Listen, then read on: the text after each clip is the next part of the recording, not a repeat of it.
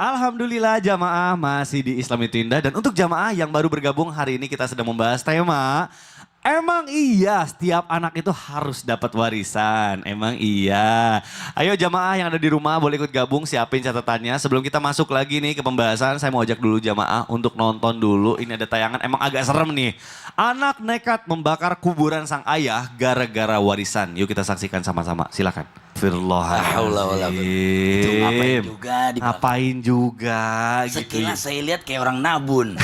Gak tahu kuburan dibakar, la haula wala quwata illa billah. Itu mungkin bentuk dari amarah, kekecewaan mungkin ya Ustaz. Nah ini nih jadi apa ya, sebenarnya contoh tapi contoh yang buruk gitu ya. Tapi kalau misalnya sudah terjadi, misalnya terjadi konflik gara-gara misalnya warisannya dia rasa tidak adil. Padahal nih misalnya Ustadz, orang tuanya itu sudah membagikan sesuai syariat gitu ya. Secara Islam sudah benar gitu ya. Tapi pas begitu orang tuanya meninggal, anaknya masih ada yang tidak ikhlas gitu, tidak terima karena dia rasa tidak adil. Sampai terjadilah konflik gitu di antara anaknya. Nah apakah kalau misalnya terjadi konflik gitu, orang tuanya yang sudah meninggal tapi maksudnya sudah memberikan pembagian secara syariat sudah benar, berdosa atau itu nanti dosanya ditanggung masing-masing aja Ustadz? Mohon penjelasannya, silakan. Baik, bismillahirrahmanirrahim, alhamdulillah wassalatu wassalam ala rasulillah. Apakah seorang ayah, orang tua dalam hal ini mendapatkan dosa dari bertengkarnya anak gara-gara warisan? Mari kita pahami dulu. Pertama, apakah seorang yang telah meninggal dunia masih mendapatkan akibat dari mereka yang hidup? Ya. Satu, bila dalam kesehariannya, di dalam kehidupannya sang ayah tidak mengajarkan akhlak, tidak mengajarkan ilmu agama, tidak mengajarkan pendekatan-pendekatan agama, tidak memahami perilaku anak yang kemudian akhirnya anaknya tidak punya akhlakul islamiyah wal akhlakul karimah. Nah ini kemudian sang ayah nanti bertanggung jawab di akhirat. Tapi bahwa kalau terjadi pembagian warisan, bertengkarnya anak karena barangkali si anak yang satu dengan yang lain merasa ini tidak adil, merasa ini kemudian yang satu kelebihan, yang satu kekurangan, maka apakah orang tuanya kena? Tidak. Wala taziru waziratu wizra ukhra. Seseorang tidak memikul beban apabila yang ada di bumi yang masih hidup itu bertengkar masalah warisan. Maka harus kita klasifikasikan.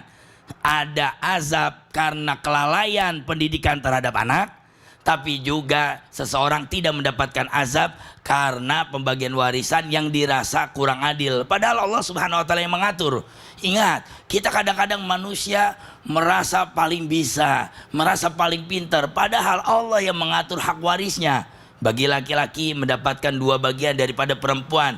Sekarang kalaupun mau dibuat adil, apakah kemudian tidak ada fleksibilitas di dalam hukum? Ada. Bagi aja dulu secara warisan, kemudian dikurun rumpukan, bagi secara rata. Ada toleransi sang kakak yang barangkali mendapatkan harta lebih banyak, begitu dibagi maka diambil sedikitnya dikasih adiknya. Jadi ada 2 keberkahannya, satu menjalani ilmu Allah, yang kedua atasamu bainal akhwaini, saling bertoleransi. Nah ini kesemuanya ini perlu pendidikan agama. Anak bisa sampai di level itu karena ada pendampingan agama di dalam jiwanya. Dia tahu betul hukum Allah di atas segalanya. Dia tahu betul bertengkar dengan saudara tidak akan ada habisnya. Maka bila ada hukum agama yang menetap di hati anak, insya Allah mau 5 anak, mau 10 anak, mau 15 anak, bahkan orang dulu kan anak-anaknya banyak-banyak ya Bu. Iya kan? Orang dulu banyak anaknya, berkah, banyak anak, banyak rezeki. Kenapa orang dulu banyak anak banyak rezeki? Karena memang lahannya masih luas. Setuju. Dan orang dulu nggak ngeri, bahasanya begini, saya takut berantem, kasihan arwah orang tua. Itu bagus sekali.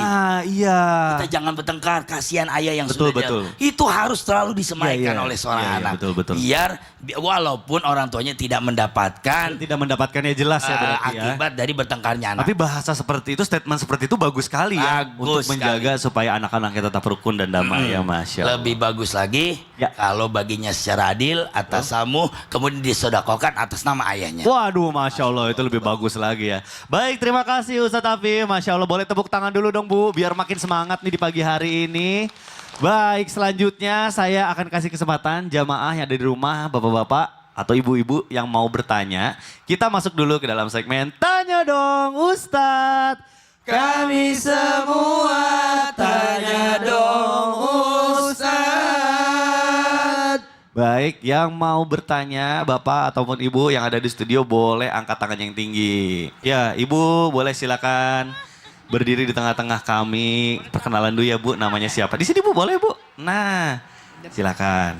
Ibu namanya siapa, dari mana? Assalamualaikum warahmatullahi wabarakatuh. Waalaikumsalam warahmatullahi wabarakatuh. Nama saya Yayat Nur Hayati dari Jamaah Suratul Al-Ikhlas, Cilamaya Kulon, Desa Mukti Jaya, Karawang. Karawang, mana tepuk tangannya teman-teman dari Karawang nih, biar semangat. Baik Ibu, silahkan. Pertanyaannya apa? Mau bertanya kepada Ustadz Syam. Kepada Ustadz Syam. Ya, Mau tanya Pak Ustadz, iya, apabila ada suami istri yang tidak punya anak sama sekali, ya. nah warisannya dibagikan kemana? Apakah terserah suami istri itu atau gimana? Mohon dijawab. Kan udah mati gimana terserah mereka. Mana ceritanya nih? Perjelas Terserah dulu. keluarganya Apa mungkin ya Bu terserah ya. dari suami istri itu atau gimana? Ya, Jadi yang mati siapa nih? yang meninggal. Yang meninggal nggak punya anak, Yang meninggal nih suaminya atau istrinya? ya suami istri. Dua-duanya. Barang misalnya, ya udah, oke. Kumaha ya? Menurut ibu yang meninggal suaminya atau istrinya? Menurut ibu? Ya dua-duanya. Oh, dua-duanya bareng. Ya, kalau itu emang bingung sih Bu ya. Ya. Kalau langsung dua-duanya bingung gitu. Berarti keputusannya ada di siapa? Di keluarga kah atau di siapa gitu ya Bu ya? Iya. Nanti dibagikan ke siapa karena tidak punya anak kan? Ini yang nanya bingung, yang jawab lebih Ya, bingung ya. bingung. Ibu jangan bingung Ibu. Aku paham, ada sepasang suami istri. Betul Ya. kan? Tidak mempunyai keturunan. Ya. Ya. Lalu salah satu di antara mereka wafat. Ya. Salah satu, entah suaminya yang wafatkah atau istrinya Ya. yang wafat. Kalau ibu maunya yang mana duluan? Suaminya dulu atau istrinya dulu? Suami dah. Oke, kita Sudah ambil contoh kuduga. kasusnya suaminya aja. Sudah kuduga. Tapi nanti kita tanya juga kalau istrinya gimana Ah, gitu iya, ya Bu ya. nggak apa-apa. Biar Siap. adil. Tapi ya suaminya aja dulu deh. Siap ibu, Yakin siap. banget pengen Oke, suami. ini makin lama makin dituduh nih suami nih. Siap. Terima kasih Bu, hatur nuhun. Baik. Terima kasih. Wassalamualaikum warahmatullahi wabarakatuh. Waalaikumsalam warahmatullahi wabarakatuh. Boleh langsung dijawab Guru Ustadz Syam. Terima silakan. kasih Mas Mikdad, tapi guru kami Ustaz Maulana, Ustaz Afif, para alim ulama, para jamaah yang dimuliakan Allah Subhanahu wa taala. Kalau ibu mengatakan terserah suami istri itu yang bagi, maka akan menentang ayat Al-Qur'an. Apa ayat Al-Qur'annya? Surah An-Nisa ayat 12. Salah satu ayat yang paling panjang di dalam Al-Qur'an itu bicara tentang warisan. Kita baca sepenggalannya. Ba'da qul a'udzubillahi minasyaitonirrajim. ولكم نصف ما ترك أزواجكم إن لم يكن لهن ولد. Ibu, walaupun ibu maunya suaminya dulu yang mati, tapi ayatnya mengatakan istrinya dulu. Jadi kalau ada seorang perempuan meninggal dunia, dia tidak punya anak, maka bagi suaminya 1/2 dari hartanya. Suaminya dapat, siapa lagi yang dapat? Orang tuanya juga dapat sisanya. فَإِنْ كَانَ لَهُنَّ وَلَدٌ فَلَكُمُ الرُّبُعُ مِمَّا تَرَكْنَ. Tapi kalau ada anaknya istrinya ini, maka suaminya cuma dapat 1/4-nya. Bagaimana kalau suaminya yang meninggal? Sesuai dengan request ibu. Nah, mudah-mudahan suami ibu tidak nonton ini ibu ya. Min ba'di wasiyati yusina biha aw dayn walahunna ar-rubu' mimma taraktum in lam yakul lakum walad. Kalau seorang laki-laki meninggal dunia, punya istri, tak punya anak, maka istrinya dapat 1/4 dari harta suaminya. Kemana sisanya? Ke orang tuanya. Jadi jangan sewot sama mertua. Ada istri meninggal suaminya, sewot sama mertuanya. Kenapa? Ini harta ini punya suami saya. Kenapa mertua saya ikut campur? Memang ada haknya. Bukan ibu yang bagi, Allah yang membaginya. Ibu cuma dapat 1/4 dari hartanya. Itulah pentingnya jelas siapa kepemilikannya. Punya suami kah atau punya istri? Karena kalau dicampur-campur entar bingung bagiannya siapa. Itu kalau tak punya anak dapat 1/4. Tapi kalau punya anak فإن كان لكم ولد فلهن الثمن مما تركتم. Setengahnya lagi, kalau dia punya keturunan, maka si istri cuma dapat 1/8. Jadi tidak bisa suami istri baku atur. Yang mengatur adalah Allah. Subhanahu wa ta'ala. Konsepnya begini, kalau saya meninggal dunia, kalau saya wafat mati, maka harta saya milik siapa, Bu? Balik dulu ke Allah. Nanti Allah yang bagi kepada istri saya, kepada anak saya, kepada orang tua saya. Tapi sebelum itu dibagi dulu kepada tempat saya berhutang. Iya betul, itu diutamakan. Betul. Biasanya lupa tuh ya. Baik, terima kasih. Sama-sama, Mas Tasya. Mikdad. Ibu mudah-mudahan terjawab ya Bu ya. Sesuai harapan. Baik, alhamdulillah tadi satu penanya sudah dijawab oleh guru kita Ustadz Syam. Nah sekarang saya akan kasih kesempatan nih, kalau tadi bertanya, sekarang curhat. Boleh kapan lagi nih curhat, dapat solusi dari guru-guru kita. Kita masuk dulu ke dalam segmen curhat dong Ustadz. Iya, kami curhat. Baik, mau ibu atau bapak yang mau curhat boleh, angkat tangannya yang tinggi. Coba saya mau lihat. Ibu boleh deh. Baik, ibu boleh perkenalan dulu, ibu namanya siapa, dari mana? Assalamualaikum warahmatullahi wabarakatuh. Waalaikumsalam warahmatullahi wabarakatuh. Nama saya Ibu Khadijah Ibu Khadijah. dari Majelis Jamaah Al-Ikhlas Desa Muktijaya, Cilamaya, Cilamakulon, Kabupaten Karawang. Karawang, boleh tepuk tangannya ini dari Karawang, Masya Allah jauh-jauh datang ke sini. Baik ibu, apa kira-kira ini yang mau dicurhatin? Saya sama pengen curhat. Boleh. Mungkin kita panggilkan dulu nih ya, Ustadz Maulana sama Ustadz Afif nih, biar bisa membarengi kita semua nih bareng. Kenapa jadi tegang gini suasananya nih? Silakan ibu, silakan. Ini Pak Ustadz, ceritanya saya itu punya putra tiga. 1 perempuan, 2 laki-laki. Dan alhamdulillah atas rahmat Allah, 1 laki-laki, putra kedua saya diberi kelebihan oleh Allah, bisa ceramah, suaranya juga bagus. Tetapi karena biasanya kan anak muda tuh agak-agak sombong dikit gitu ya, Ustadz. Bu, umurnya berapa Bu? 25. 25, Ya. baik. Anak saya itu ya ngerasa sombong lah dikit gitu ya. Nah di kampung saya kebetulan karena saya dianggapnya itu sombong. Akhirnya para tetua di situ tuh jadi seakan-akan menyikirkan anak saya. Jangan maju, nggak boleh maju. Kalau ada kegiatan-kegiatan Islam jangan anak itu. Kalau ada acara apa-apa jangan anak saya gitu. Akhirnya anak saya tuh akhirnya minder kan. Dia merasa kok bisa kayak gini sih mah. Padahal aku udah belajar lama gitu, mondok lama. Mas tujuannya pengen ngembangin di kampung sendiri gitu. Kok kenapa orang tua-tua kok malah begitu. Nah sikap saya sebagai ibu itu gimana Pak Ustadz? Bagaimana gitu ya, menghadapi itu. Baik Ustadz Maulana.